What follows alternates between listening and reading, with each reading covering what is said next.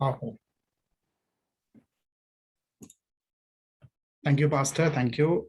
දෙවියන් වහන්සේට මම ප්‍රථමයෙන් ස්තුතිවන්ත වෙනවා. උන්වහන්සේ නැවතත් උන්වහන්සේ කරුණාව උන්වහන්සේ නැවත උන්වහන්සේගේ වචනය බෙදා ගන්න එහෙම නැත්නම් ඒ වචනය උගන්වන්න උන්වහන්සේ නැවත මාව යොමු කරලා උන්වහන්සේ ගෙනාවු නිසා ඉතින් ප්‍රථමයෙන් දෙවියන් වහන්සේට ස්තුතියි හැම ගෞරවයක් මහිමයක් ප්‍රශංසාවක්ම දෙවියන් වහන්සේටම අයිති කෙසේ අපි මිනිස්සුෙකුට කාටවත් අපි දෙන්නේ නැහැ උන්වහන්සේට තමයි හැමදේම ඉතින් උන්වහන්සේ තමයි ක්‍රියා කරන මේ ස්ථානේ මේ වගේම පාස්ටර්ටයි සිස්ටර්ටත් මම මුළු හදවතින්ම ස්තුති කරනවා ඒගොල්ලෝ විශ්වාස කළා මේ දේවල් බාර දුන්නා ඒ උන්වහන්සේගේ වචනේ බෙදා ගන්න ඉතින් ඒක ලොකු දෙයක් දෙවියන් වහන්සේට හැම ගෞරවයක්ම ඒ වගේම මේ සභාවේ ඉන්න සියලු වැඩිමහල්ලන් සියලු දෙනා නිසා මම දෙවියන් වහන්සේට මුළු හදවතින්ම ස්තුති කරනවා.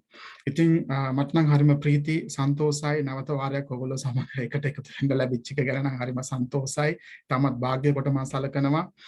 ඉතින් අපි තුල ක්‍රියා කරන ශුද්ධාත්මයන් වහන්සේ යෝහන් 14:26 කියනවා වගේ අපිට ඉන්න එකම ගුරුවරයා ශුද්ධාත්මයන් වහන්සේ විතරයි. අපි ඉගෙන ගන්න උන්වහන්සේගෙන් උන්වහන්සේ තමයි අපිට කතා කරන්නේ.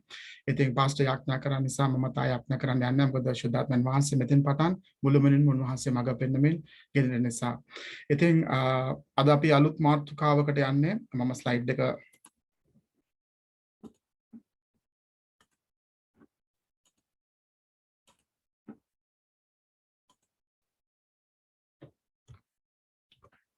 Christ like character ක්‍රිස්තුස් වහන්සේ මෙන් චරිතය කියන මාතෘකාව යටතේ තමයි අපි මේ බයිබල් පන්තිය ඉගෙන ගන්න යන්නේ සති කිහිපයක් යයි මේ පාඩම අපි ඉවර කරන්න. ඉතින් අපි ක්‍රිස්තුස් වහන්සේ මෙන් චරිතය Christ like character මොකක්ද ඒ characters මොන විදියද අපේ ජීවිතේ එවැනි දේවල් අඩුපාඩු තියෙනවද නැත්නම් මට මගේ ජීවිතේ හදාගන්න කොටස් තැන් තියෙනවද කියලා ගොඩක් ඔබ ඉගෙන ගන්නට යනවා මේ පාඩම තුලින්. මේ පාඩම ඉගෙනගත්ත නැත්නම් මේක පාඩම මේ බයිබල් අධ්‍යයනය කරලා ඉවර වෙනකොට ගොඩක් අයගේ ජීවිත වෙනස් වුණා. ගොඩක් අය සාක්ෂි දරුවා. ඒගොල්ලෝ දෙවියන් වහන්සේ තුළ තීරණයක් ගත්තා. සමහර දේවල් ඒගොල්ලන්ගේ දේවල් වෙනස් කරගන්න දෙවියන් වහන්සේ තුළ තීරණය ගත්තා. ඉතින් මේකේ සමහර දේවල් අපි බලද්දි ඔබ හිතන්න එපා අයියෝ මට මේ දේ කරගන්න බෑනේ අයියෝ මට මේ දේ නෑනේ. එහෙම කවදාකවත් කනස්සලටපත් වෙන්න එපා. කොටිම කියනවා නම් අප්සෙට් වෙන්න එපා. දෙවියන් වහන්සේ තමයි අපිට ශක්තිය දෙන්නේ. දෙවියන් වහන්සේ තමයි අපිට මේ හැම දෙයක්ම කරන්න උදව් කරන්නේ. අපි මේ පාඩම තුළින් යද්දී අපි ටිකින් ටික එකින් එක අපි ඉගෙන ගමු. ඉතින් ක්‍රිස්තුස් වහන්සේ මෙන් චරිතය. කිතු දිවියේ දසමුතු කියලා උපමාර්ථකාවක් ඒ හේතුව මම ඔබට කියන හැයි දසමුතු කියලා ගත්තේ කියලා මෙම බයිබල් අධ්‍යයනයේ අරමුණ. ඒ කියන්නේ මේ බයිබල් ස්ටඩි එකේ ඔබ්ජෙක්ටිව් එක කෝස් එහෙම නැත්නම් අපි කෝස් එකේ ඔබ්ජෙක්ටිව් එක අරමුණ කුමක්ද කියන එක බලමු. ඇදහිලිවන්තයන්ට නොපෙනෙන අදහස් සහ සාකච්ඡා කළ නොහැකි ගති ලක්ෂණ සන්නද්ධ කිරීම. To equip believers with the unseen ideas and the non-negotiable traits. හරි ඇදහිලිවන්තයන්ට නොපෙනෙන අදහස් සහ සාකච්ඡා කළ නොහැකි ගති ලක්ෂණ වේ. මොකද සමහර දේවල් මම හිතාගෙන ඉන්නවා මම මේ කරන දේ හරි කියලා. නමුත් අපි බයිබල් අධ්‍යයනය තුළින් අපි ඉගෙන ගද්දී හිතනවා නෑනේ මම මෙච්චර කල් කරලා තියෙන්නේ වැරදි. මම දැනන් හිටියේ නැහැ. මම දන්නේ අද තමයි මම දන්නේ මෙහෙම දෙයක් අපි කරන්න සුදුසු නෑ. අපි මෙහෙම කතා කරන්න සුදුසු නෑ. මෙහෙම ක්‍රියා කරන්න සුදුසු නෑ. අපි ප්‍රතිචාර දක්වන්න මේ විදිහට නෙවෙයි අපි කළ යුතුයි කියලා බොහෝ දේවල් අපි මේ පාඩම තුළින් අපි සාකච්ඡා කරන්න යනවා. ප්‍රශ්න තියෙනවා නම් අහන්න කිසි ප්‍රශ්නයක් නැහැ. පාස්ටර් ඉන්නවා සිස්ටර් ඉන්නවා. ඊට අමතරව මටත් පුළුවන් විදිහට උදව් කරන්න. මේ අපි සාකච්ඡා කරමින් ඉගෙන ගමු. ඒක තමයි ගොඩක් වැදගත් වෙන්නේ. ඒ වගේම අවසානයේදී හරි කමන්නේ ඔබගේ අදහස් තියෙනවා නම් ඔබගේ දේවල් තියෙනවා නම් ඔබ යම් කිසි දෙයක් තුලින් මේ පාඩම ඉගෙන ගද්දී පළපුරුද්දක් තුලින් හරි එක්ස්පීරියන්ස් එකක් තියෙනවා නම් ඒක බෙදා ගන්න පුළුවන් ඕන කෙනෙකුට. මොකද දේශනාවේදී එක පැත්තයි නමුත් බයිබල් පන්තිකේදී දෙපැත්තම ඔබත් කතා කරන්න පුළුවන් කියලා. එතකොට අපි බලන්න යන්න දසමුතු. එහෙම නැත්නම් අපි ඉංග්‍රීසියෙන් කියනවා virtues කියලා. ක්‍රිස්තුස් වහන්සේ මෙන් චරිතය virtues 10ක් අපි ඉගෙන ගන්න යනවා. ඒ 10ම එකින් එක ගැඹුරට පොඩ්ඩක් අපි ඉගෙන ගන්න යනවා. එකක් තමයි පළවෙනි එක තමයි humility යටත්කම, ඊළඟට faithfulness එක විශ්වාසවන්තකම නැත්නම් අවිශ්වාසවන්තකම, ඊළඟට forgiveness සමාව දීම, ඊළඟට courage ධෛර්යය, integrity අවංකභාවය, loyalty සහාය පක්ෂපාතීව, ඊළඟට diligence කඩිසරකම, gratitude කෙලගුණ සැලකීම, ඊළඟට compassion අනුකම්පාව, අවසානයේට ඉවසීම. දැන් මේ 10 එකින් එක අපි humility අරගෙන යටත්කම අරගෙන අපි වෙනම ඉගෙන ගන්න යනවා, faithfulness එක ඉගෙන ගන්න යනවා, සමාව දීම ගැන ගැඹුරට ඉගෙන ගන්න යනවා. අපි දන්නවා සමාව දෙන්න ඕනේ, අසල්වැසියට සමාව දෙන්න, සතුරාට සමාව දෙන්න ඕනේ කියලා අපි ඉගෙනගෙන තියෙනවා. නමුත් මේ පාඩම තුළින් තව ගැඹුරට ඔබ ඉගෙන ගන්න යනවා, බොහෝ දේවල් ඔබ දන්නේ නැති දේවල් ඉගෙන ගන්න යනවා. ඉතින් දෙවියන් වහන්සේ අපිට ශුද්ධාත්ම වාසයේ උගන්වන්නට යනවා. ඉතින් මේ අවසානයේදී මේ සමහර වෙලාවට අපි කියනවා බුෆේ ක්‍රිස්තියානි කියලා. හරි, අපිට බෑ බුෆේ ක්‍රිස්තියානි කෙනෙක් වෙන්න. දැන් මේ අපි කියමු බුෆේ ටේබල් එකේ මේ 10ක් තියලා තියෙනවා. මට ඕන දේ තමයි මම තෝරගන්නේ බුෆේ එකේදී නේ. බෙදලා දීපු දේ නෙවෙයි. එතකොට මට යටත්කම තියෙනවා, හැබැයි ඉවසීම නැහැ. නැත්තම් අපි කියමු කටිසරකම නම් තියෙනවා. හැබැයි මගේ නැතිම දේ තමයි ඉවසීම නැහැ. faithfulness එක නැහැ. හැබැයි සමහර අය තෝරගන්නවා නැහැ. ඒ කමක් නැහැ, ඉවසීම ඕනේ නැහැ, මං අනිත් ඒවා ටික පිළිපදිනවනේ, ඒ ටික තියෙනවනේ, අරක නැති වුණාට කමන්නේ. එහෙම බෑ. ක්‍රිස්තියානි ජීවිතේ ක්‍රිස්තුස් වහන්සේමෙන් චරිතය කියලා ගත්තම අපිට හැමදේම තිය යුතුයි. සමහර වෙලාවට 100% වෙන්න බෑ. නමුත් අපි හිතියට වඩා දැන් අපේ ජීවිතේ යම්කිසි වෙනසක් අපි දකිනවා. අනිවාර්යයෙන්ම වෙනසක් විය යුතුයි. මම දන්නවා මම ඊට කලින්වත් මේක කියලා ඇත්තේ, මම දැන් ආයෙත් නැවත වාරයක් ඔබට කියන්නම්. ක්‍රිස්තුස් වහන්සේ වෙතට එන්න කිසිම මිලයක් ගෙවන්න අවශ්‍ය නැහැ. මම හිතනවා කලින් කියලා තියෙනවා. නමුත් ක්‍රිස්තුස් වහන්සේව අනුගමනය කරන්න යම්කිසි මිලයක් ඔබට ගෙව යුතුයි. මිලයක් කියලා මම අදහස් කරේ මුදල් නෙවෙයි, වැරදිට තේරුම් ගන්න එපා. මුදල් ගන්නවා නෙවෙයි ක්‍රිස්තුස් වහන්සේව අනුගමනය කරන්න. මිලයක් කියලා කිව්වේ අපේ යම්කිසි පළපුරුදු නැත්නම් අපි පුරුදු වෙච්ච දේවල්, යම්කිසි ක්‍රියාවන්, ඒ දේවල් අපිට අරගන්න සිද්ධ වෙනවා. නැත්නම් වෙනස් කරගන්න සිද්ධ වෙනවා. ඒක තමයි මිලයක් කියලා මම කිව්වේ. ඒ වගේම ක්‍රිස්තුස් වහන්සේට සේවය කරන්නට නම් සමහර වෙලාවට ජීවිතේ උනත් දෙන්න සිද්ධ වෙනවා. ඉතින් ඔබ දන්නවා ගොඩාක් තැන්වල නේද ක්‍රිස්තියානි අයව ක්‍රිස්තුස් වහන්සේව පිළිගත් අයව ගෙනියලා ක්‍රිස්තුස් වහන්සේව අතරින් නැත්නම් මරනවා කියලා මරනවා. එම මරලා තියෙන ඔබ දන්නවා. ඒ වගේ ගොඩාක් සමහර දුෂ්කර පළාත්වල කරන අයට ගොඩාක් තර්ජන තියෙන පාසස්ලට. ඉතින් ජීවිතේ පවා දී යුතු අවස්ථාවක් වෙනවා. එන්න කිසි මිලයක් නැහැ. නමුත් අනුගමනය කරන්න යම් කිසි මිලයක් ඔබට ගෙවිය යුතුයි. සේවය කරන්න ජීවිතය උනත් යුතුයි. ඉතින් මේ දසමුතු එහෙම නැත්නම් virtues 10ක් අපි වෙන වෙනම ඉගෙන ගන්න යනවා. මෙම චරිත ගුණාංගය දේව දරුවන් වශයෙන් අපට ඉතා වැදගත් ස්ථානයක් ගන්නවා. හරි? ඒක ඇයි කියලා අපි ඉස්සරහා ස්ලයිඩ්ස් වල අපි බලන්න යනවා. හරි? මෙම චරිත ගුණාංග 10ක් අපි බැලුවා. ඒ 10 දේව දරුවෙක් හැටියට ඉතා වැදගත් ස්ථානයක් අපේ ජීවිතවල ගන්නවා. සෑම විටකම නිවැරදි දේ කිරීමට, බලය යොදා ගැනීමට ඇදහිලිවන්තයන් ඉගෙන ගනු ඇත. ඒ කියන්නේ believers will learn how to tap into the power to always do the right thing. හරි? ඉතින් ඇදහිලිවන්තයා ඉගෙන ගන්නට යනවා කොහොමද අපි හරි දේ කරන්නේ කොහොමද කියලා ක්‍රිස්තුස් වහන්සේ තුළ අපි මේ පාඩම තුළින් ඉගෙන ගන්න තමයි අපි බලාපොරොත්තු වෙන්නේ. Believers, sorry, believers will learn to stay in a place with God where the anointing on their lives can flow and bring the unseen riches of the kingdom of God those around them. ඒ කියන්නේ ඇදහිලිවන්තයා දෙවියන් වහන්සේ උන්වහන්සේ සෝදානම් කරපු ඒ ස්ථානය නැත්නම් උන්වහන්සේ අප තුළ වාසය කළ උන්වහන්සේ අපිට දී තිබෙන ආලේපය තුලින් උන්වහන්සේ අපි දැක නොහැකි, ඒ කියන්නේ අපේ සාමාන්‍ය ඇස් වලින් දැක නොහැකි අපි ඇදහිල්ලෙන් ඒ කියන්නේ ආත්මික ලෝකේ unseen riches උන්වහන්සේගේ රාජ්‍ය දේවල් දකින්න සහ ඒවා අනිත් අයටත් අපි බෙදා දෙන්න තමයි අපි හැම වෙලේම ක්‍රිස්තියානි කෙනෙක් හැටියට අපි ජීවත් විය යුතුයි සහ මේ දේවල් අපි ඉගෙන ගන්න යනවා. ඇඳින්වීම. දැන් අපි එනවා ඉන්ට්‍රොඩක්ෂන් එකට. මම බලාපොරොත්තු වෙන ගොඩක් වෙලාවට අද දවස් ඉන්ට්‍රොඩක්ෂන් එක සම්පූර්ණ ඉවර කරන්න. එම බැරි වුණොත් පුළුවන් තරම් අපි බලමු ඉන්ට්‍රොඩක්ෂන් එක හැඳින්වීම. මතෙව් 12 වෙනි පරිච්ඡේදයේ 33 වෙනි පදය. ඔබ ලියා ගන්න. එහෙම නැති වුණොත් මේක උරුණා මම ස්ලයිඩ්ස් එවන්නම්. කලින් ස්ලයිඩ්ස් එවනවා කියවට සමහර ඒවා එවලා නැහැ. සමා වෙන්න මම එවන්නම්. මේ පාසට මම කොහොමද දාන්න PDF version එකෙන්. මතෙව් 12:33 කියනවා ගහක් එකේ පළත් යහපත් යයි පිළිගනිල්ලා. නැත්නම් ගහත් ඒකේ පළත් නරකයි යයි පිළිගනිල්ලා. මක් නිසාද ගහ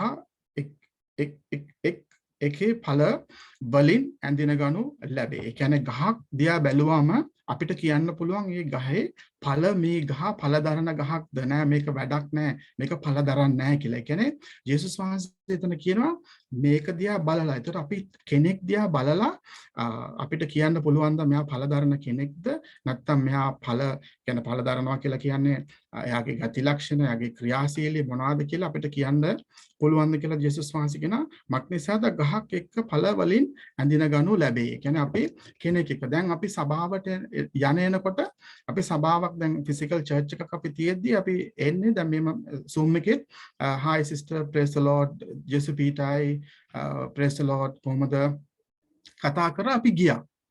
අපි දන්නේ. හැබැයි අපි එකට ජීවත් වෙන්න හරි නැත්නම් එකට ටිකක් ආශ්‍රය කරන්න ගත්තම තමයි අපි ඔයා මගේ අඩුපාඩු දකින්න පටන් ගන්න. මම ඔයාගේ අඩුපාඩු දකින්න පටන් ගන්නවා. ඊට පස්සේ අපි සමහර අය තියෙනවා මේ දිව්‍යන් වහන්සේගේ දරුවෝදනේ. අපි හිතන් හිටිය විදිහ නෙවෙයිනේ මේ රූපය සම්පූර්ණයෙන්ම වෙනස්නේ. අයියෝ අපි ආශ්‍රය කරන්න ගත්තම අපි දන්නේ කියලා නේද? කෙනෙක්ව ජේසු පීටායි ගිහිල්ලා ඉන්නම් කියලා ටිකට අපිට බෑ ඇඳගෙන ගන්න. ටිකක් අපි ආශ්‍රය කරන්න ගත්තම තමයි අපි දැනගන්න. ඉතින් ඒ වගේ තමයි ජේසුස් වහන්සේ කියන ගහක් දිහා අපි හොඳට බලලා ටිකක් තමයි අපිට ඒ ඵල ඇඳගෙන ගන්න පුළුවන් කියන එක දෙක. චරිතය සඳහා අරගලය. The struggle for character. හරි? චරිතය සඳහා අරගලය. කාටට කියන්න පුළුවන්ද දැන් දෙවියන් වහන්සේ අපිට කියනවා I am holy be holy කියලා. ඒ කියන්නේ මම ශුද්ධයි ඒ නිසා නුඹලත් ශුද්ධව සිටපල්ලා කියලා බයිබලයේ කියනවා. ශුද්ධකම කියලා කියන්නේ මොකක්ද? ශුද්ධකම කියලා ඇඳින්නේ. අපි කියමු ශුද්ධකම සහ ධර්මිෂ්ඨකම. ධර්මිෂ්ඨකමයි ශුද්ධකමයි අතර තියෙන වෙනස මොකක්ද?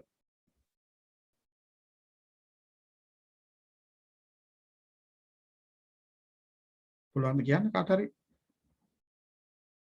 කමන්න. ධර්මිෂ්ඨකම කියලා මම හඳුන්වන්නේ ස්වාමීන් වහන්සේ දුන් ධර්මිෂ්ඨකම. ආමේන්. ශුද්ධකම කියලා මං හිතන්නේ අපි ශුද්ධව සිටීම ස්වාමීන් වහන්සේ තුල වචනය තුල. ඔව්. ඉතා කෙටියෙන් අඳුරනවා නම් බ්‍රදර් දිනේෂ් thank you. මේ ඒක තමයි හරිය. මොකද ධර්මිෂ්ඨකමක් අපිට අපි විසින් කරගන්න බෑ. ජේසුස් ක්‍රිස්තුස් වහන්සේගේ කුරුස පූජාව තුළින් අපිට ලැබිච්ච දෙයක් තමයි මේ ධර්මිෂ්ඨකම උන්වහන්සේගෙන්. මොකද මට කොහෙටවත් සුදුසු නෑ මේ දේ ලැබෙන්න. මම හිටපු ජීවිතය හැටියට මගේ පරණ ජීවිතය හැටියට හරි අපි ගත්තොත් අපි හැමෝගෙම අපි කීයටවත් මේ දේ ලැබෙන්න සුදුසු නැහැ. නමුත් මේක තෑග්ගක් හැටියට ලැබෙ යුතු නැති තෑග්ගක් අපිට ලැබුණා. ඒක ධර්මිෂ්ඨකම. නමුත් ශුද්ධකම වෙලා අපිට බෑ ජේසුස් වහන්සේ වගේ 100% ශුද්ධ වෙන්න. නමුත් බ්‍රදර් කිව්වා වගේ වචනය තුලින් දවසින් දවස වෙනස් වෙමින් පවතින්න ඕනේ.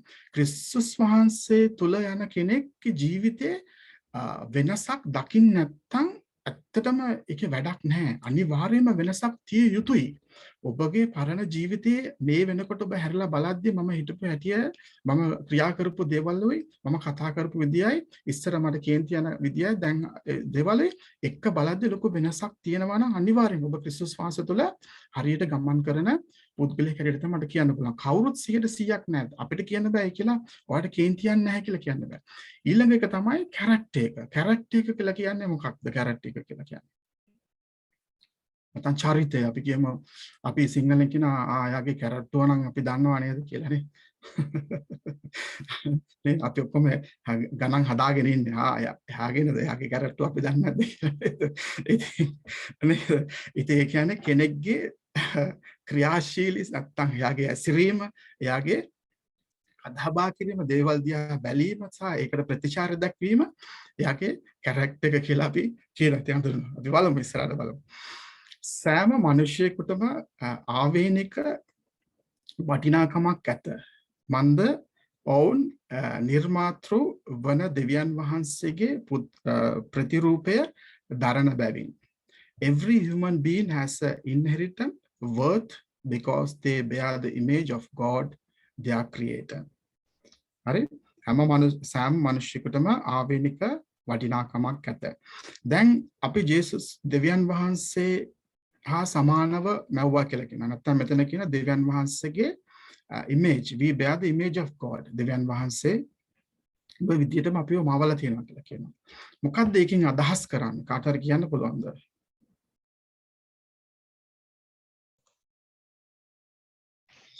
ස්වාමීන් වහන්සේගේ ගති ලක්ෂණ, ස්වාමීන් වහන්සේගේ ක්‍රියේටිව්නස්, ඒ සියලු ඒ ඉමේජ් එක ගැනයි මම හිතන්නේ කතා කරන්නේ. correct. මොකද අපි දැන් මෙතන ඉන්න කීප දෙනා දිහා බැලුවමත් අපි එක්කෙනාට එක්කෙනා සමාන නැහැ. අපේ එක්කෙනාගේ ඇස් වෙනස්. අපේ ස්ටැම්ප් එක ගන්න නේද? දැන් ඩුබයි වල නම් UAE වල ඇතුල් වෙද්දී ඇස් ස්කෑන් කරලා ගන්නවා. මොකද සමහර ඉස්සර ගිහිල්ලා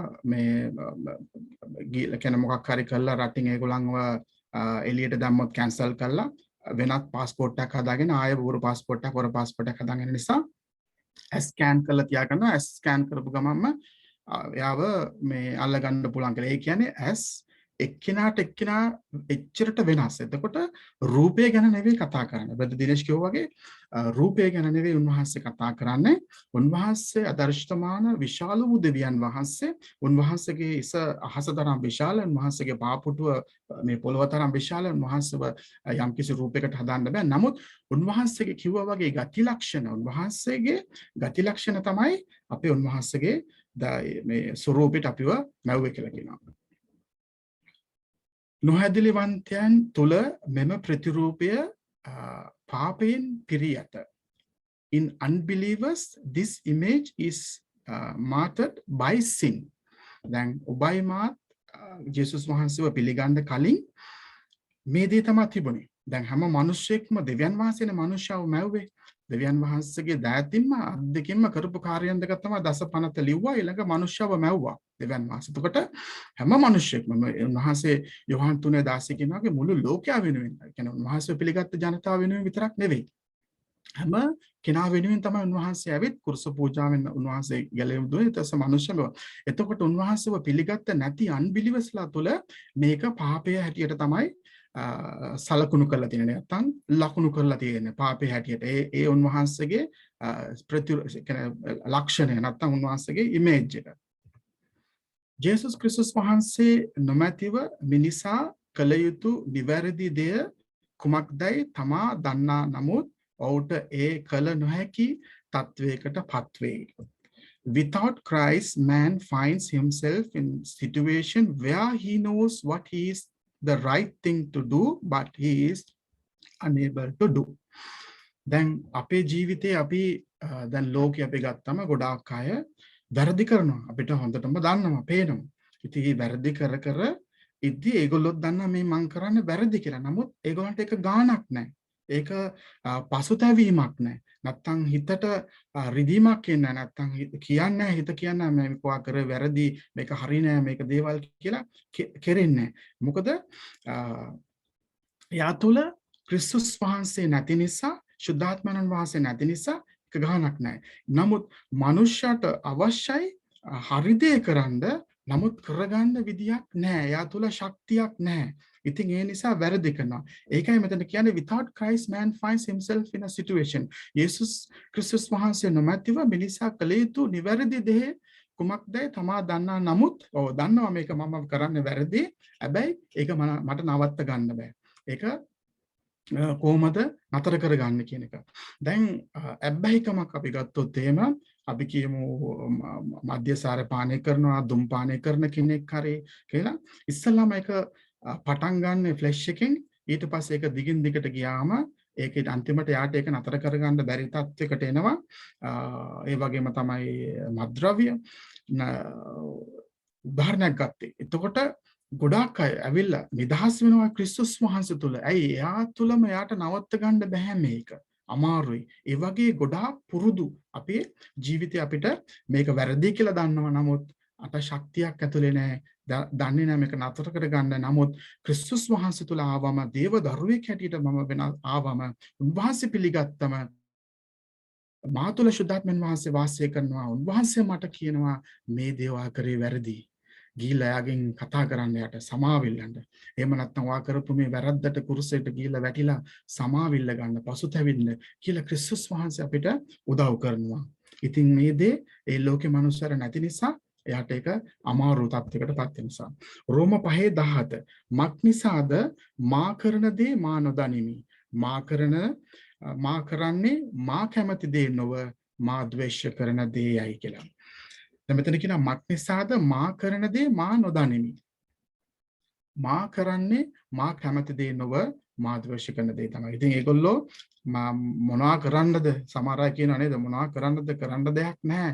වැරදි තමයි කිය වැරදි දේවල්ම තමයි කරන්නේ. නමුත් ක්‍රිස්තුස් වහන්සේ තුල අපි ඒ දේවල් හදාගෙන දවසින් දවස වෙනස් කරගෙන අපේ ජීවිතේ යායුතු ජීවිතයක් තමයි කිතුණු ජීවිතය කියන්නේ. රෝම 7:8 සිට 19 කියනවා. මක් නිසාද මා තුල එනම් මාගේ මාංශය තුල කිසි යහපතක් වාසය නොකරන බව දනිමි. මක් නිසාද කැමැත්ත මට ඇත්තේය. නමුත් යහපත් දේ කිරීමට මට නැත්තේය. මක් නිසාද මම කැමැති යහපත නොකරන අකමැති නපුර කරමි. දැන් මේ ලෝකේ කවුරුවක්වත් කියන්නේ නෑ මට වැරදිම තමයි කරන්න ඕනේ, වැරදිම තමයි කරන්න ඕනේ නෑ නපුරම තමයි කරන්න ඕනේ කියලා. එහෙම කවුරුත් එහෙම නෑ මේ ලෝකේ නේද? කවුරුවක්වත් එහෙම කියන්නේ නෑ මට වැරදි කරම තමයි ඉන්න ඕනේ කියලා කවුරුත් කියන්නේ නෑ. නමුත් තියෙන සමාජය අනුව එදිනෙදා ජීවිතේ අපි මුහුණ දෙන දේවල් හැටියට අපිට එන ප්‍රශ්න කරදර පීඩා හැටියට අපි මොකද කරන්නේ හදන්නේ ඒගොල්ලෝ ඒකට ප්‍රතිවිරුද්ධව කරන්න හදන්නේ ඒකටත් වැරදි දෙයක්ම තමයි කරන්න හදන්නේ. ඉතින් මෙතන රෝම 7:18-19 කියන මක් නිසාද මා තුල එනම් මාගේ මාංශය තුල කිසි යහපත්කමක් වාසය නොකරන බව දනිමි. මම දන්නවා කිසි දෙයක් නැහැ කියලා. ඒ මාංශයේ කිසි ප්‍රයෝජනයක් නැහැ, පළක් නැහැ. ඒ තියෙන ඔක්කොම වැරදි දේවල් තමයි. මක් නිසාද කැමැත්ත මට ඇත්තේය. මං ආසයි වෙනස් වෙන්න. ඔව් බ්‍රදර්, ඔව් සිස්ටර් මමත් ආසයි වෙනස් වෙන්න මේ වගේ ඔව් කැමැති කරන්න කියලා. ගොඩක් අය කියනවානේ අපි කතා කරද්දී නේද අනේ සිස්ටර් මේ ඔව් මමත් ඕනේ වෙනස් කරගන්න, වෙනස් වෙන්න ඕනේ කියලා. නමුත් යහපත් දේ කිරීමට මට නැත්තේ. ඔව්. අර මං කිව්වා වගේ අපේ මුණ දෙන දේවල් එදිනෙදා දේවල් තුලින් සමහර වෙලාවට නේද කෙනෙක් මේ මොනාරි කිව්වොත් අපි කියන්නේ නේද අපි සරල භාෂාවෙන් කිව්වොත් ඔකට ඊට වඩා දෙකක් කියලා එන්නයි ඕනේ කියලා නේද? අපි එහෙම වෙන්නේ නෑ නේද? ඉතින් ඒ වගේ නැත්තම් දෙකක් කන්නොත් මමත් දෙකක් කන්න වෙනවද? ඒ වගේද අපි කරන්නේ. ඒක තමයි කරන්න පෙළඹෙන්නේ. අයි මාංශයේ දේවල්නේ. මක් නිසාද මම කැමති යහපත් දේ නොකරන අකමැති නපුර කරමි. අකමැති කියන්නේ කැමති නේද තමයි කරන්න කියලා. ඊළඟට ලෝකේ ක්‍රමය නම් තමා ගැනම පමණක් සලකන ස්වං සේවය සහ ආත්ම ආරක්ෂාවයි. The world system is self-centered, self-serving and self-protecting. I'm slide එකම ඉංග්‍රීසියෙන් උත් මම දැම්මා. එතකොට ඔබට තව වැඩිපුර හොඳට මේක ඔබට දැනගන්න පිණිස කියන්නේ ඔබට හොඳටම මේක තේරුම් යන පිණිසයි. හරි?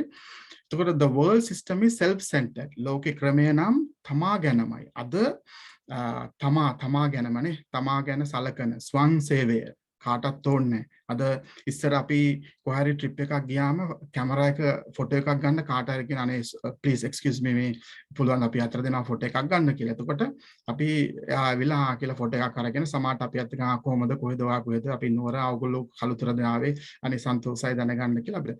අද එහෙම කතා බහ කිරීමක් නැහැ. මොකද අද සෙල්ෆි කියලා ක්‍රමයක් ඇවිල්ලා අපිට කාගේවත් උදව් ඕනේ නැහැ. අපිම තනියෙන් හැමදේම කරගන්නවා සෙල්ෆි එක ක්‍රමයෙන්. නේද?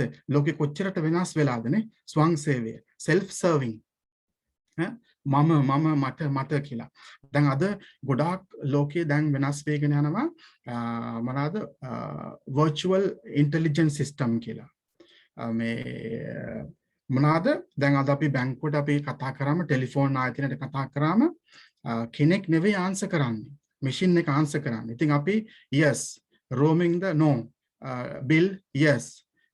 ඉතින් අපි හරි අපි ඒ වගේ තත්යකට පත් වෙලා තියෙනවා. දැන් මේ රටේ මේ රටේම වාසය කරන ලෝකස්ලාට ගොඩාක් රැකියාව දෙන්න ඕන නිසා ඒ සිස්ටම් එක ගොඩාක් අඩුයි. නමුත් ඩුබායි වල ගොඩක් තැන්වල පිට රටින් ඇවිල්ලා රැකියා කරන නිසා ඒගොල්ලෝ මොකද කරන්නේ මේ සිස්ටම් එක තමයි හැමතැනම ඉම්ප්ලිමන්ට් කරන්න බලන්නේ. මොකද සේවකයෝ 20 දෙනෙක් වැඩ කරා නම් 5 දෙනෙකුට අඩු කරලා ඊටු ටික ඔක්කොම මැෂින් එක කරන්නේ. මැෂින් එක උත්තර දෙන්නේ ඔබට. ඉතින් අපිට තියෙන yes no bill yes bill monthly bill yes payment කියද්දි අරක ට්‍රාන්ස්ෆර් කරන්න ඕන විදියට අන්තිමට අවශ්‍ය දේ කරගන්න බැරි වෙලා අපිත් අප්සෙට් වෙලා අයියෝ කෙනෙකුට කන්ටැක්ට් කරගන්න බෑනේ කනෙක්ට් කරන්න බෑනේ මේක උත්තර දෙනවා හරි දෙයට යන්නේ නැහැ කියලා. ඉතින් ඒ වගේ අද self serving වෙලා self centered වෙලා නේද? තමන්ව ආරක්ෂා කරගන්න නොයෙකුත් දේවල් හදනවා නොයෙකුත් දේවල් කරනවා ආත්ම ආරක්ෂාව සඳහා උත්සාහ කරනවා දේවල් try කරනවා security system the camera system the දේවල් හැම දෙයක්ම තමන්ව ආරක්ෂා කරගන්න උත්සාහ කරනවා. ඉතින් මේ වගේ තත්ත්වයක් අද අපේ ලෝකෙ සිස්ට වෙලා තියෙන්නේ ලෝක ක්‍රමය. ගෞරවනීය චරිතය ලැබෙන්නේ දෙවියන් වහන්සේගෙන්ය. honorable character comes from God. අපි කොච්චර දේවල් කරත් අපි කොච්චර කියන්නේ අපි කියමු charity දේවල් ඔක්කොම කරන්න ඕන අනිවාර්යයෙන්ම දෙවියන් වහන්සේගේ කොටස දෙවියන් වහන්සේට දෙන්න. ඒ වගේම දෙවියන් වහන්සේ වෙනම කියලා තියෙන දුප්පතුන්ට උදව් කරන්න අවශ්‍ය කරන අයට ඔබට කරන්න පුළුවන් දෙයක් කරන්න ඒක අනිවාර්යෙන් කරන්න. දෙවියන් වහන්සේ තුල දෙවියන් වහන්සේගේ කොටස අල්ලන්න එපා. දෙවියන් වහන්සේගේ කොටස දෙවියන් වහන්සේට දෙන්න මාස්පතා. ඒත් අමතරව ඒක දුන්නානේ මම දෙවියන් වහන්සේට ඒ නිසා දැන් මුකුත් කරන්න ඕනේ නැහැ කියලා හිතන්න එපා. දුප්පතුන්ට දෙන දේ අනිවාර්යයෙන්ම ඔබ උදව් කරන්න ඔබට පුළුවන් දේ කරන්න. එකට කමක් නැහැ. බැරි දේ කරන්න යන්න එපා. පුළුවන් දේ කරන්න. අනිවාර්යයෙන් මේක බයිබලයේ කිය යුතු දේ. නමුත් ඒ කරන දේවල් ඒක අපි පිළිපදින. නමුත් ලෝකේ ගොඩක් අය honorable character එකක් එයා ගන්න හදන්නේ. ඒගොල්ලෝ ගොඩාක් charity දේවල් කරලා එක දේවල් කරලා ඒගොල්ලෝ පෙන්නනවා මම තමයි හරි මෙයා මේ විදියයි මේ ක්‍රමයයි කියලා. නමුත් honorable character එකක් හරියටම එන්නේ දෙවියන් වහන්සේගෙන්. දෙවියන් වහන්සේ අනුව ගමන් කරන දෙවියන් වහන්සේගේ දරුවෙකුට තමයි හැමෝම ඒ කියන්නේ දෙවියන් වහන්සේගේ දරුවෙක්ව දැක්කම වෙනස දකින්න ඕනේ. ඒගොල්ලෝ දකින්න ඕනේ මෙයා තුළ 아무තු වෙනසක් තියෙනවා. මොකක්ද මේ වෙනස කියලා හොයන්න පටන් ගන්න ඕනේ. මමත් ඒගොල්ලන්ගේ தත්ත්වයට වැටිලා ඒගොල්ලෝ කියන වචන කියාගෙන ඔක්කොම කරනවා නම් වැඩක් නෑ මගේ. honorable character එකක් මා තුළින් එන්නේ නැහැ. ඉතින් දෙවියන් වහන්සේගෙන් එන honorable character එක යා දකින්න ඕනේ මාත් එක්ක එකට වැඩ කරන අය, ආශ්‍රය කරන අය, අපි කොහේ ගියත්, කොතනක ගියත් මේ පුද්ගලයා අනිත් අයට වඩා යම්කිසි වෙනසක් අපි දකිනවා මොනවාද කියන දෙයක් අඩුම ගානේ අපේ ජීවිත තුළ තියෙනවා. ඉතින් ඒ character එක අපිට එන්නේ දෙවියන් වහන්සේගෙන් මිසක් අපි කරන ක්‍රියාවෙන්වත් අපි කරන දේවල්වත් මහන්සි වෙලා අපිට මේ character එක හම්බ කරගන්න අමාරුයි.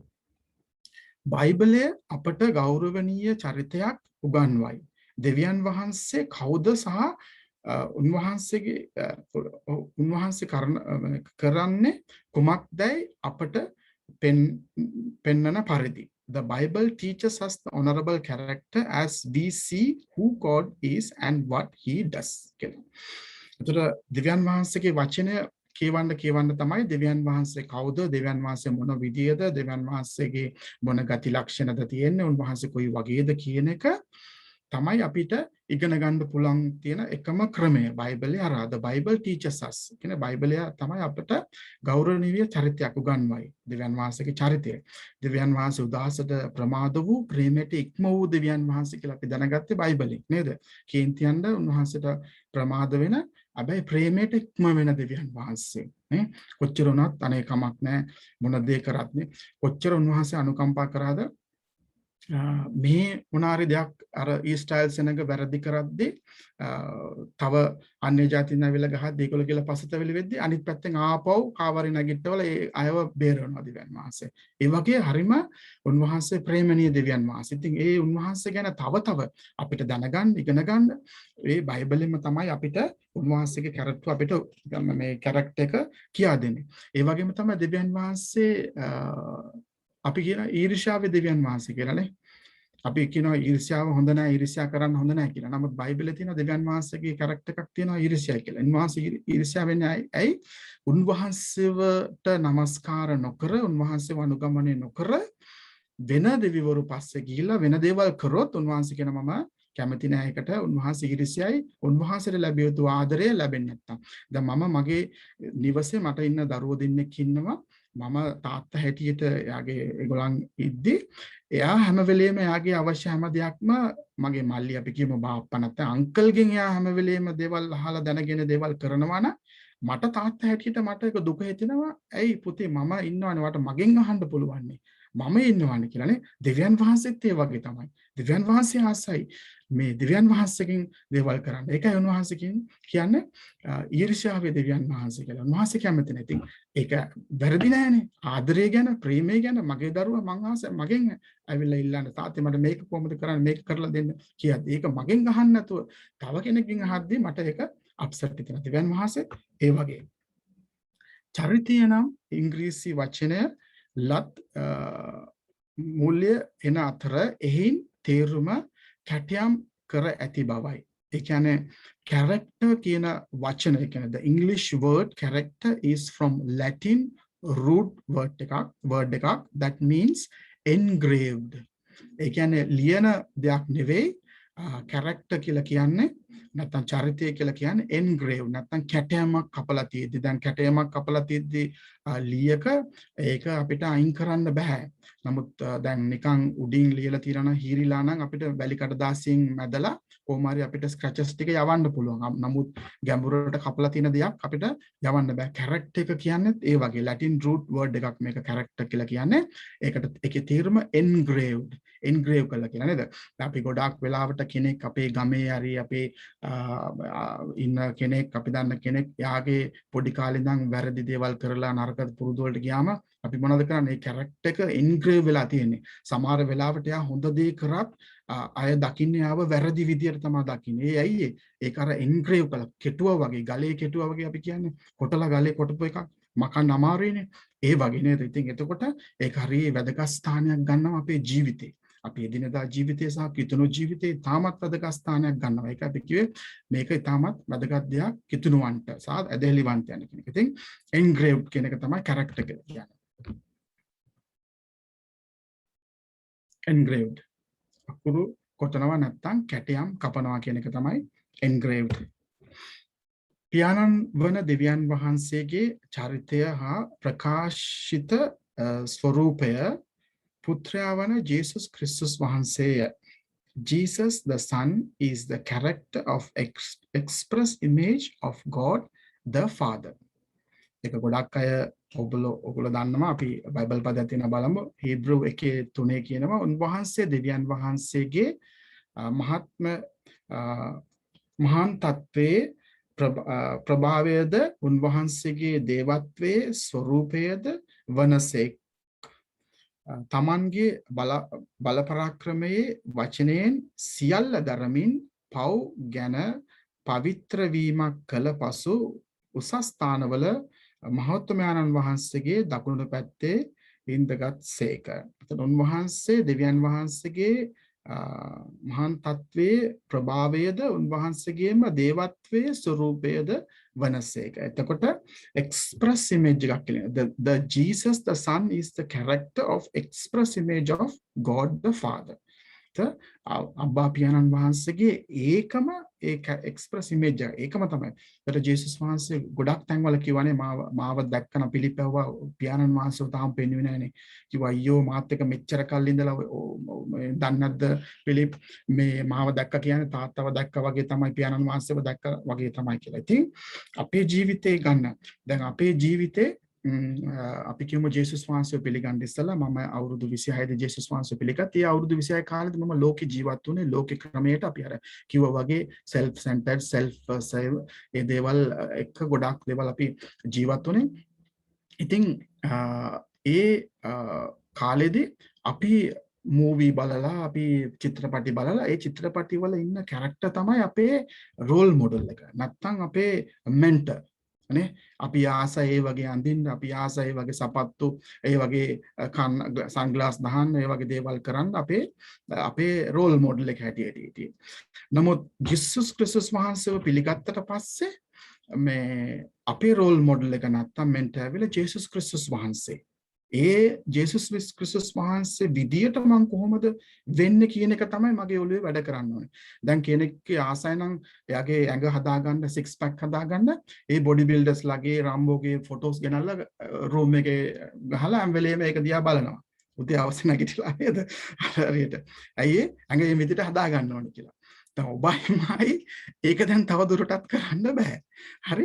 ඉතින් අපේ රෝල් මොඩල් එක නැත්තම් මෙන්ටර් ඇවිල්ලා ජේසුස් ක්‍රිස්තුස් වහන්සේ. ඒ කාලේ ලස්සන ආසයි සපත්තු ගන්න ශාරුක් ખાන් වගේ, සල්මන් ખાන් වගේ අඳින්න. අද එහෙම නෙවෙයි. අද මගේ හදවතේ හැම වෙලේම ආසාව තියෙන මං කොහොමද ජේසුස් වහන්සේ වගේ වෙන්නේ?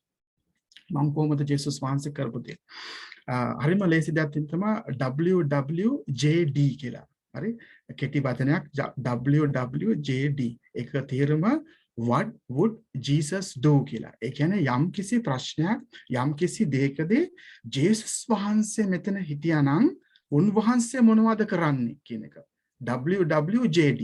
ඒ ෆෝමියුලා එක පාවිච්චි කරොත් කිසි ප්‍රශ්නයක් නැහැ. ක්‍රිස්තුස් වහන්සේ ඇටියට what would Jesus do?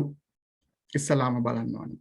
මොකද්ද උන්වහන්සේ කරන්නේ? ඔයා හිතන්න මෙතන දැන් මේම ප්‍රශ්නයක්. What would Jesus do? WWJD කියන ෆෝමියුලා එක අපි මේ ෆෝමියුලා මුකුත් මතක නැහැ. අපි පැනලා මොකද්ද එහෙමයි කරේ? එහෙම කොහමද? එහෙම වෙන්න පුළුවන් කියලා අපි ඉස්සර කරගන්න අපි කලබල වෙනවා, පයින්නවා. ඉතින් ඒ එක්ස්ප්‍රස් ඉමේජ් එක නැතුව යනවා. ඉතින් අපි හැම වෙලේම බලන්නේ නෑ ජේසුස් වහන්සේ වගේ වෙන්න. අපි යන්නේ sanctification process එක. මම ජේසුස් ක්‍රිස්තුස් වහන්සේව පිළිගත්ත දවසේ ඉඳන් ජේසුස් වහන්සේ ගාවට යනතුරු එහෙම නැත්නම් ඊට කලින් ජේසුස් වහන්සේ ආවොත් අපිව අරගෙන යන්න නැත්නම් ප්‍රමාදුණු වුණොත් අපි උන්වහන්සේ ගාවට යනවා. යනතුරු මේ sanctification කියන්නේ set apart. මාව වෙන් කරලා තෝරගත්ත જાතියක් සෙනගක් කියලා උන්වහන්සේ කියනවා set apart. හරි? sanctification. හරි? ඒ process එක යනවා. දවස ගානේ පසුතැවෙන්න ඕනේ. උන්වහන්සේගේ පාමුල වැඳ වැටෙන්න ඕනේ. සමාව ඉල්ලන අපි අතින් වැරදි වෙන අපි කල්පනාවෙන් සිතවිලි වෙලයි නේද? අපි කෙනෙක් ගැන ටිකක් හරි විනිශ්චය කරොත් නිකන් හරි දන්නේ නැතුව කතා කරොත් හැම දෙයක්ම අපිට ක්‍රියාවෙන් විතරක් ඕනේ නෑ. බැලීමෙන්, ඇසීමෙන්, කතා කිරීමෙන් අපිට උන්වහන්සේ විරුද්ධව පාකන. එතකොට මේ sanctification process එක පවිත්‍ර වෙමින් යනවා. අපි සදාටම උන්වහන්සේ ගාවට යන්න ගියාම තමයි glorification එක කියන්නේ. sanctification ඊට පස්සේ glorification එක. එතකොට ඒ express image එක අප තුළින් තමයි උන්වහන්සේ තමයි අපිට තියෙන එකම express image එක. එතකොට උන්වහන්සේ අප තුළ වාසය කරනවා නම් අපි උන්වහන්සේව representate කරනවා. ජේසුස් වහන්සේ සෑම අංශයකින්ම පියාණන්ගේ නිශ්චිත ප්‍රතිනිෂ්පාදනයයි. ඒක Jesus is the production of the Father in every aspect. ඒ කියන්නේ හැම පැත්තකින්ම ගත්තොත් ජේසුස් වහන්සේ තමයි හරි. ඒ කියන්නේ 100%ක් උන්වහන්සේ. අපි දකින්නවානේ උන්වහන්සේ 100%ක් මනුෂ්‍ය පුත්‍රයෙක් හැටියට හිටියා, 100%ක් දේව පුත්‍රයෙක් හැටියට හිටියා. උන්වහන්සේ තුල කිසිම පාපයක් තිබුණේ නැහැ. මේ ලෝකේ එකම මනුෂ්‍ය පුත්‍රයෙක් හැටියට 100%ක් මිනිසෙක් හැටියට ඇඟීම් දැනීම් තිබුණා. ජේසුස් වහන්සේ ඇඬුවා. බෙතනි වල ලාසරස් මැරිලා ඉන්නදී තාමත් ආදරය කරපු පවුලක් තමයි ඒ ලාසරස්. ඒ කියන්නේ ලාසරස්, මාර්තා සහ මරියා බෙතනි වල හිටපු ඒගොල්ලෝ අඬද්දී ජේසුස් වහන්සේ ඇඬුවා. ඒගොල්ලොත් එක්ක ජේසුස් වහන්සේ 100%ක් මිනිසෙක් හැටියට ඇඟීම් තේරුණා. ජේසුස් වහන්සේට නිදිමත ආවා, බඩගිනි ආවා, තිබහාව. ඉතින් මිනිසෙක් හැටියට උන්වහන්සේ ගියා.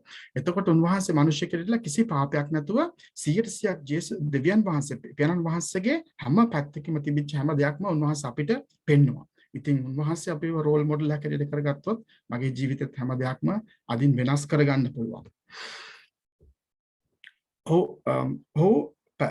පැවැත්ම ගුණාත්මකය ස්වභාවය නිර්භීතභාවය විශ්වාසය හා දේව කෙනෙක් සහතික ඔප්පුය. He proves the existence, quality, nature, confidence, trust and assurance of God's person. සමාවෙන්න සමහර පරිවර්තන පොඩක් එහෙම වෙයි. සමාවෙන්න එකට පුළුවන් උපරිම සිංහල තමයි තෝරලා කියනාවේ. හරි. ඉතින් ඒක නිසා ඉංග්‍රීසියෙන් උත් තියෙනවා ඔබට.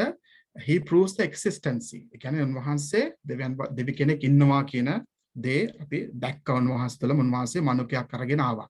ඊළඟට උන්වහන්සේගේ quality එක, nature එක, confidence එක, trust and assurance of God's person කියන එක අපි හැම දෙයකින්ම උන්වහන්සේ දැක්ක. ජේසුස් ක්‍රිස්තුස් වහන්සේ තමයි සැබවින්ම දෙවියන් වහන්සේගේ පුත්‍රයාය. උන්වහන්සේ මනුෂ්‍ය පුත්‍රයෙක් හැටියට සිටිය දේව පුත්‍රයෙක්. කියන්නේ ලූක් තුමා මනුෂ්‍ය පුත්‍රයෙක් හැටියට හඳුන්වනවා. යොහන් තුමා දේව පුත්‍රයෙක් හැටියට හඳුන්වන. අපි පළවෙනි සුභාරංචි පොත් 4 අපි බැලුවොත් එම නේද? මතෙව් තුමා රජෙක් හැටියට, මාර්ක් තුමා සේවකයෙක් හැටියට, ලූක් තුමා මනුෂ්‍ය පුත්‍රයෙක් හැටියට, යොහන් තුමා දේව පුත්‍රයෙක් හැටියට උන්වහන්සේව දෘෂ්ටි කෝණ 4කින් අපිට පෙන්වුම් කරනවා පළවෙනි සුභාරංචි පොත් 4. ඉතින් අපි මේ හැම දෙයක්ම උන්වහන්සේව අපි දැක්ක. උන්වහන්සේව අපිට දකින්න පුළුවන් වුණා ජේසුස් ක්‍රිස්තුස් වහන්සේ කළ ක්‍රියාවන් සහ උන්වහන්සේගේ ජීවිතය. යොහන් 14:9 කියනවා යේසුස් වහන්සේ උට කියනසේක් පිලිප් මා මෙපන කල් නුඹලා සමග සිටලත් මා අඳුනන්නේ නැද්ද? මේක මම ඔබට කිව්වා. මම මේ බයිබල් පදයේ මේ පියාණන් වහන්සේ දැක්කොත් එවිට නම් පියාණන් වහන්සේ අපට පෙන්වුව මැනවයි නුඹ කියන්නේ කෙසේද කියලා මේ ජේසුස් වහන්සේ ආවා. මම මේ බයිබල් පදය ඔබට කිව්වා. දෙවියන් වහන්සේ අපව හැඩගස්වා ජේසුස් වහන්සේගේ ස්වරූපයට අනුරූප වන සේක. God shapes us, conforming us to the image of Jesus. දැන් ජේසුස් වහන්සේ 100%ක් පාපයක් නැතුවනේ මේ ලෝකේ ජීවත් වුනේ. එතකොට දෙවියන් වහන්සේ දවසෙන් දවස අපිව හැඩගස්සනවා මොනකටද? ජේසුස් වහන්සේගේ ස්වරූපයට වෙන්න. අපිට 100%ක් වෙන්න බැරි වෙයි. නමුත් පුළුවන් තරම් උපරිම උත්සාහ කරලා යම් කිසි ප්‍රමාණයකට හරි අපිට වෙන්න පුළුවන්. දෙවියන් වහන්සේ තුල උන්වහන්සේ අපිට ඒකට උදව් කරයි. ඔබට ඉවසීම නැත්තම් මට ඉවසීම නැත්තම් දෙවියන් වහන්සේ ඉවසීමක් නැති කෙනෙක් ගාවටම දානවා. හරි? මට ඉවසීම උගන්වන්න. එතකොට මට හදිස්සි කේන්ති යනවා නම් දෙවියන් වහන්සේ එවැනි තැනකට දානවා මාව හැඩගස්සන්න, හදන්න මාව. ඒකේ මාව ෂේප් වෙනවා. මාව ඒ කියන්නේ ෂේප් කරනවා කියන්නේ මම අපේ ෂේප් වෙලා මාරු වෙලා යනවා කියන එක නෙමෙයි මම කියන්නේ. අපිව හැඩගස්සනවා වහන්සේට. ඕනේ අපිව ජේසුස් වහන්සේගේ ස්වරූපයට ගේන්න. ඒකට මම මොනවද බෑ කියලා කියන්නේ. දැන් මෝසස් කොච්චර කිව්වද? එක කිව්වද? ගිහිල්ලා මගේ සෙනඟ. ඇයි මම එතන මට කතා කරන්න බෑ. මට කතිකත්වයේ බෑ. එක එක්ස්කියුස් දුන්නානේ. දෙවියන් වහන්සේ අතහැරියේ නෑ. කිව්වා හරි ඔයාට කන්ෆර්මේෂන් එක ඕනේ දාරි. මම කවුද වගේ නම කිව්වා. ඊට පස්සේ බලය මොකද්ද කවුද දෙවියන් වහන්සේ කිව්වොත් කියන්න මෙහෙම කියලා. ඊට පස්සේ සැරෑටිය බිම දාලා පෙන්නවා මෙන්න බලය පෙන්නවා. ඊට පස්සේ මට කතා කරන්න බෑ කතිකත්වයක් නෑ කිව්වා. හරි මම ආරෝන් ඔයාට දෙන්නම්. ඒ වගේ දෙවියන් වහන්සේ අපි මොනවාද අපිට බෑ අපිට මේක කරන්න බෑ කියලා කියද්දි අපිට පුළුවන් වෙන්න දෙවියන් වහන්සේ ඒ සම්කිසි එක්කෝගේ බෝස් හරි වැඩ කරන තානයක් හරි නැත්නම් අලුත් ජොබ් එකක් හරි ගියොත් එතන මට මොකද්ද මගේ ජීවිතේ මම හදාගත යුතුයි ෂේප් කරගත යුතුයි සමහර තැන් දෙවියන් වහන්සේ විසින් අපිට කරනු ලබනවා මොකද අපිට තියෙන ආදරය නිසා ප්‍රේමය නිසා අපිව උන්වහන්සේට ඕනේ නිසා නැතුව වෙන දෙයකට නෙවෙයි අපි දරුවන් කොහොමද අපි හදන්නේ ඒ වගේ පිලිපි 2:13 මක් නිසාද තමන් වහන්සේගේ යහපත් කැමැත්ත නිසා කැමැති වෙන්නටත් වැඩ කරන්නටත් නුඹලා තුල ක්‍රියා කරන්නේ දෙවියන් වහන්සේමය ඒක තමයි උන්වහන්සේගේ යහපත්කම් කරන්නත් ක්‍රියා කරන්නත් උන්වහන්සේගේ දේවල් කරන්න තමයි මක් නිසාද තමන් වහන්සේගේ යහපත් කැමැත්ත නිසා උන්වහන්සේගේ කැමැත්ත නිසා තමයි කරන්නේ කැමැති වෙන්නටත් වැඩ කරන්නටත් ඒ කියන්නේ අපිව ෂේප් කරන්නත් ඒ කියන්නේ අපිව හරි විදියට වැඩ කරන්නත් අප තුළ උන්වහන්සේ අපිව හැඩගස්සනවා රෝම 8:29 මක් නිසාද උන්වහන්සේ పూర్වයෙන් ඇඳිනගත්තාවුන් තමන් වහන්සේගේ පුත්‍රයා බොහෝ සහෝදරයන් අතරේ කුළුඳුලා වන පිණිස ඒ පුත්‍රයාගේ ස්වරූපයට සමාන වෙන්නට పూర్වයෙන් නියම කළසේක ඉතින් දෙවියන් වහන්සේට ඕනේ දවසින් දවස ඔබව ජේසුස් ක්‍රිස්තුස් වහන්සේගේ ස්වරූපයට හැඩගස්සන්න పూర్වයේ සිට කියන්නේ උන්වහන්සේ මේ ලෝකේ තනන්නත් කලින් අපිව කියන මව්කුසට කලින් තෝරගත්තා නුඹව තෝරාපත් කරගත්තා තේම කෙනෙක්ව දෙවියන් වහන්සේට ඕනේ ජේසුස් වහන්සේගේ ස්වරූපයට වෙනස් කරලා ගෙනියන්න රෝම 8:28-29 මේක ඇම්ප්ලිෆයිඩ් version එක අපිට ඕනේ නැක් කියවන්න කමන්නේ ඊළඟ ස්ලයිඩ් එකට විශේෂඥයන් පවසන්නේ සෑම පුද්ගලයෙක් තුළම ඔවුන් කවුරුන්ද යන්න පිළිබඳව ප්‍රමුඛ රූපයක් පවතින බවයි. Expert says that within each person is a dominant image of who they are. ඒ කියන්නේ හැම කෙනෙක් තුළම යම්කිසි චරිතයක් තිබෙනවා යම්කිසි ගතිගුණ ලක්ෂණක් තිබෙනවා නේද අපි කියනනේ එයා එක්තරා විදිහේ කෙනෙක් ඔව් එයා එහෙම නෑ ඔයා මං හිතන විදිහ නෙවෙයි එයා හිතන්නේ ඔයා ආදන්නේ එයා හරි වෙනස් ඒ වගේ එක් එක්කෙනා තුළ එක එක විදිය ගති ලක්ෂණ තියෙනවා එක්ස්පර්ට්ලා මේ තෝරගත්ත දේ මොනවද ඒගොල්ලෝ කියන්නේ දන්නවද එක්ස්පර්ට්ලා දරුවෙකුගේ වයස අවුරුදු 5ක් වන විට මෙම ප්‍රතිරූපය 150ක්ද වයස අවුරුදු 18 දී 80ක්ද වර්ධනය වී ඇත. This image is 50% developed by the time a child is 5 years old and 80% developed by the age of 18. දැන් අපි හිතනවා නෑනේ යා අවුරුදු 5ක පොඩි ළමයෙක් යාට තේරෙන්නේ නැහැ ඒවා. එයා දන්නේ නැහැ කියලා. නමුත් එක්ස්පර්ට්ලා නැත්නම් විශේෂඥයෝ හොයාගෙන තියෙන අවුරුදු 5ක් වෙනකොට ඒ දරුවා 150ක් ගොඩ නැගිලා ඉවරයි යාගේ චරිතය. ඒ කොහොමද එයාගේ දෙමව්පියෝ කියන්නේ කතා බහ කරන දේවල්, ඇසිරෙන දේවල්, එයාගේ ඉස්සර අපිට කතා කරන දේවල්, අපි කියන දේවල්, ඒ හැම දෙයක්ම හරි වැදගත්. හරිම ඒ දරුවෙකුට බලපානවා. ඒගොල්ලෝ කියන 150ක් ගොඩ නැගිලා ඉවරයි. හරි. නමුත් අපි හිතන්නේ යා පොඩි දරුවෙක් එයාට ඕක දේවල් තේරෙන්නේ නැහැ කියලා කිව්වට හොඳට බලාගෙන ඉන්නේ හොඳට අහගෙන ඉන්නේ ඒ දරුවා 150ක්. ඉතින් ඒකයි අපි භාර්යාවන් ස්වාමි පුරුෂයා හැටියට විවාහ වෙච්ච අපි දරුවෝ ඉස්සර අපිට කෙනෙක් නිතරම රණ්ඩු කරනවාද තාත්තා අම්මලා රණ්ඩු වෙනවාද දරුවෝ ඉස්සර අපිට ඒ ළමයි ඒව බලාගෙන ඉන්නවා. ඒ දේ චරිත ගුණාංග ඒගොල්ලන්ටත් යනවා. ඒගොල්ලෝ හිතනවා මේක තමයි ක්‍රමයේද නැත්නම් මේ මොකක්ද කියලා. ඒ වගේ අපි කතා කරන වචන තවත් කෙනෙක් ගැන විනිශ්චය කරන වැරදි කරන දරුවා ඉස්සර අපිට ඒ වගේම ගොඩාක් වෙලාවට ගොඩාක් අය කරන වැරද්දක් තමයි දැන් අපි කිව්ව කෝල් එකක් එද්දී බලලා කියන ඒ කෝල් එක ආන්සර් කරන්න මේ කැමති නැහැ මේ වෙලාවේ ඕනේ නැහැ. ඒක දරුවාට කියනවා ආන්සර් කරලා කියන්න මම ගෙදර නැහැ කියලා කියනවා. ඒ කියන්නේ පොඩි දරුවාට උගන්වනවා බොරු කියන්න. එතකොට ඒ දරුවා හිතනවා මටත් බොරු කියන්න පුළුවන් කියලා. නේ? එතකොට නේද? ආන්සර් කරන්න කැමති නැත්නම් ඒ වෙලාවේ ඒ පුද්ගලයාත් එක්ක කතා කරන්න කැමති නැත්නම් ආන්සර් කරන්න එපා. පැත්තකින් තියන්න. ඒකට බොරු කියන්න නෑ. හොඳ නෑ. එතකොට ඒකම 18 වෙද්දී 80ක් ඩෙවලොප් වෙලාලු. ඉතින් අපි ගොඩාක් වෙලාවට 18 දරුවෙක් ඇසිරෙනවා නම් වියෝල් භාවයෙන් හරි අමුතුයි නේද මේ දරුවා බලන්න ඕනේ ක්‍රියා කරනවා නම් එයාගේ ගොඩනැගුණු ඒ පිටිපස්සෙන් ඊටපු චරිතය බෑග්ග්‍රවුන්ඩ් එක එයාගේ ෆැමිලි බෑග්ග්‍රවුන්ඩ්. ඉතින් ඒක හරි වැදගත්. අපි දරුවෝ ඉස්සර අපිට අපි කතා කරන දේවල්, ඇසිරෙන දේවල්. එතකොට මේ වගේ 180ක ගොඩනැගිච්ච කෙනෙක්ව කොහොමද වෙනස් කරන්නේ? 120ක ප්‍රමාණයයි තියෙන්නේ. ආව වෙනස් කරන්න පුළුවන් නේද? 180ක් එයා ගොඩනැගිලා ඉවර අවුරුදු 18 වෙද්දී ඒක ඒ අර කියන එක්ස්පර්ට්ලා කියන විදියට. ඉතින් ඒ දේ කාටද බාර වෙන්නේ? ජේසුස් ක්‍රිස්තුස් වහන්සේට. ජේසුස් ක්‍රිස්තුස් වහන්සේව පිළි අරගෙන ටිකින් ටික අර එයා තුළ ගොඩනැගිච්ච ඒ කැරක්ටර් එක නැත්නම් ඒ ස්වරූපය, ඒ ප්‍රතිරූපය වෙනස් වෙනවා ටික බයිබලයෙන් උගන්වලා වචන කියලා මෙහෙමයි මෙහෙම කියලා තමයි අපි වෙනස් කරන්නේ. ඉතින් මේක හරි වැදගත් දෙයක් අපි හැම වෙලේම කතා බහ කරන දේවල් පරිස්සම් වෙන්න. මෙම රූපය එය පුද්ගලයා සඳහා නිර්දේශය කරයි. ඒ කියන්නේ this image provides a frame of reference for the individual. එතකොට මේ ඒ පුද්ගලයා ගැන අදිට අපි කිව්වොත් රූප රාමුවක් නැත්නම් පොඩි වීඩියෝ එකක් වගේ එයා ගැන සම්පූර්ණ විස්තරයක්. එයාගේ ගති ලක්ෂණ, ගුණාංග සහ එයාගේ චරිතය ගැන මේ ෆ්‍රේම් එක එලි දක්වයි ඒ පුද්ගලයා මොන වගේ කෙනෙක්ද කියලා. මේ ලෝකයේ ක්‍රමය තුල සමහර අය සාර්ථක වන අතර සමහර අය අසාර්ථක වෙයි. දැන් අපිට කියන්න බෑ දැන් සමහර අය දැන් මේක යද්දි කියයි එහෙම නැහැනේ අපි දන්න අය ඉන්නවා ලෝකේ හරිම සාන්ත දාන්තව ඒගොල්ලෝ කවදාකවත් කීන්ති ගන්න නැහැ එහෙමකද? ඔව්. නැහැ කියන්නේ. ඒකයි කියන්නේ මේ ලෝකේ ක්‍රමය තුල සමහර අය සාර්ථක වෙන අතර සමහර අය අසාර්ථක වෙති.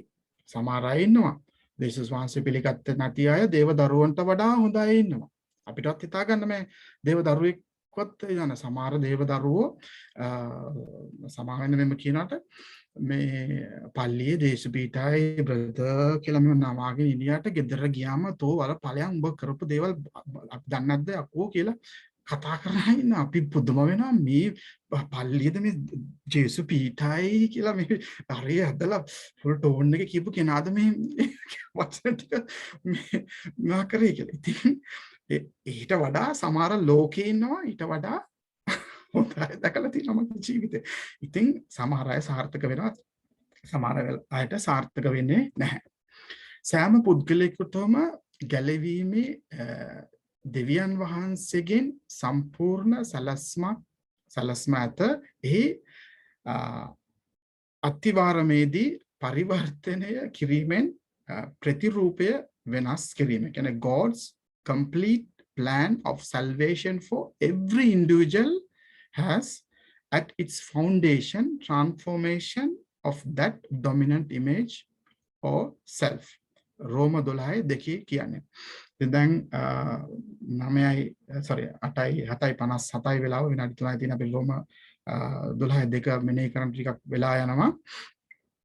අපි කියවමු නුඹලා මේ ලෝකයේ ආකාරයට සමාන නොවි දෙවියන් වහන්සේගේ කැමැත්ත එනම් යහපත් වූ පිළිගත වූ සම්පූර්ණ වූ දෙය කුමක්ද කියා දැනගන්නා පිණිස සිත් අලුත් කර ගැනීමෙන් අන්‍යාකාරව ඇත්තෝ වෙන්න.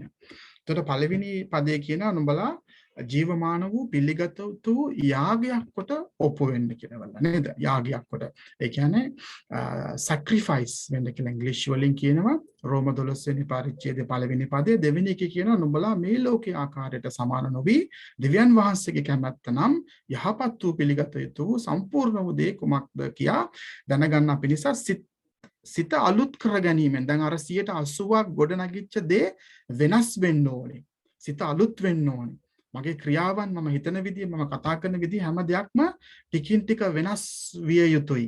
අන්‍යාකාරයත්ව වෙන්න වෙනස් පුද්ගලයෙක් විය යුතුයි. අර 80 තව එකතු කරගත්ත දේවල් එක්කම නෙවෙයි මේ ගමන යා යුතු වෙනස් විය යුතුයි. එතකොට ජීවමාන වූ යාගයක් කොට යාගයක් කියලා කියන්නේ යම් කිසි දෙයක් පූජා වීම.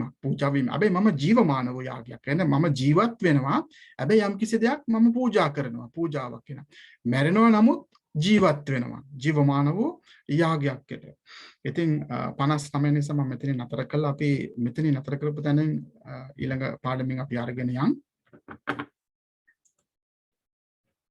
මම විශ්වාස කරන දෙවියන් වහන්සේ යම් කිසි දෙයක් ඔබට අද දවසේදී තාම ඉන්ට්‍රොඩක්ෂන් එකකින් ඉන්නේ අපි තව දසමුතු තියෙන වෙනම අරම ඉන්ට්‍රස්ටිං ජීවිතේ වෙනස් වෙන පාඩම් ගොඩක් දේවල් අහද්දිම ඔබට ඉතයි ඇත්තටම මේ දේවල් දැනගත් එක හොඳයි දෙවියන් වහන්සේ තුල අපි වෙනස් විය යුතුයි මේමයි කියලා. ඉතින් දෙවියන් වහන්සේ ශුද්ධාත්මනවාසාරි මඟ පෙන්වීමකින් ගෙනිච්ච මොකද මේ දවස්වල පාස්ටර් අලුත උපන් සභාව කියලා ලස්සන මේ දේශනා කීපයක් කරගෙන යනවා. ඉතින් ඒවට ගොඩාක්ම ළඟින් යන දෙයක් තමයි මේක. ඇත්තටම කිව්වොත් ඔබ තව ඉස්සරහට යද්දී ඔබට තේරෙයි. ඉතින් මට ශුද්ධාත්මන් වහන්සේ මඟ පෙන්වපු විදිහටම එකම ශුද්ධාත්මන් වහන්සේ මඟ පෙන්වපු විදිහට තමයි මේ පාඩම මාතෘකාව තෝරගත්තේ. නැත්නම් තව මාතෘකාවන් ගොඩක් තියෙනවා සබ්ජෙක්ට්ස්. අපි ඉස්සරහට එක බලමු. ඉතින් මේ වෙලාවේ මේක ගොඩක් වෙයි අපේ ජීවිත වෙනස් වෙයි. දෙවියන් වහන්සේ බලවත් දේවල් කරයි. ඉතින් 8යි වෙලාව මම යාඥා කළා බාර දෙන්නම් පාස්ටර්ට. සර්ව බලධාරී දෙවි පියාණන් වහන්සේ ජේසුස් වහන්සේගේ නාමයෙන් අපි රැස් වෙලා ඉන්න මේ වෙලාවේ ඔබ වහන්සේගේ පාමුල වහන්සේගේ අභියස නිතරම අපි ප්‍රිය කරන්නේ ස්වාමින් වහන්සේ ඒ තැන වාසය කරන්න. එදා දාවිත් රජතුමා කිව්වා වගේ ඔබ වහන්සේගේ ගෘහයේ නිතරම මට වාසය කරන්න ඕනේ කියලා. ස්වාමීනි අද ඔබ වහන්සේගේ අභිමුඛත්වය ඒ සම්මුඛ වීමේ කුඩාරම ඒ දේ තුළින් අපිට යන්න අපි ආසයි ස්වාමින් වහන්සේ. ඒක තමයි අපි ආස කරන්නේ. අපි ප්‍රිය කරන්නේ. ඊට වඩා දෙයක් අපේ ජීවිතේ නෑ ස්වාමින් වහන්සේ. ස්වාමින් වහන්සේ වහන්සේගේ කරුණාව වහන්සේගේ වචනය වහන්සේ ගැන දැනගන්න ගන්න. ඔබ වහන්සේගේ ගති ලක්ෂණ, ඒ කැරක්ටර් එක තව තව මොකක්ද කියලා දැනගන්න. අද ඔබ වහන්සේ අපිට හැම කෙනෙක්ම ස්වාමීන් වහන්සේ අපිට හැම කෙනෙකුට වහන්සේම කතා කරමින් ඒ දේවල් දවසින් දවස ඉගෙනගෙන වෙනස් කරගෙන ඔබ වහන්සේගේ ස්වරූපයට දවසින් දවස අපේ ජීවිතේ වෙනස් කරගෙන යන්න ඔබ වහන්සේගෙන් අපි ශක්තිය ඉල්ල ගන්නවා ස්වාමීන් වහන්සේ. කිව්වා වගේ ස්වාමීන් අපි දැනගත්තා වගේ ඒ ලෝකේ මනුෂ්‍යයාට ඔහුට හරි දේ කරන්න ඕනේ කියලා හිතුවත් ඒ දේ කරගන්න බෑ. ක්‍රිස්තුස් වහන්සේ නැති නිසා ඔහු පහසු තත්යකට ඔහු පත් වෙන අමාරුත. නමුත් අද ඔබ වහන්සේ ඒ ජීවමාන වූ දෙවියන් වහන්සේ ඒ ශුද්ධාත්මයන් වහන්සේ අප තුළ වාසය කරන ස්වාමිනී වහන්සේ තව තව අපිට ශක්තිය බලය දෙන්න. පාපයට අන්ධකාරයට විරුද්ධව නැගිටින්න අපිට වහන්සේගේම ශක්තිය දෙන්න ගන්නවා ස්වාමීන් වහන්සේ. අපි හැම කෙනෙක්ම බාර වෙනවා. වචනේ අසන්න පමණක් නෙවෙයි අපේ ජීවිතේ ක්‍රියාවට නංවන්න. ඔබ වහන්සේව අපේ ජීවිත තුළින් එලි දක්වන්න. ඔබ වහන්සේ අපේ ජීවිත තුළින් ක්‍රියා කරන සාස්ත්‍රෝති කරනවා. යේසුස් වහන්සේගේම නාමයෙන්. ආමේන්.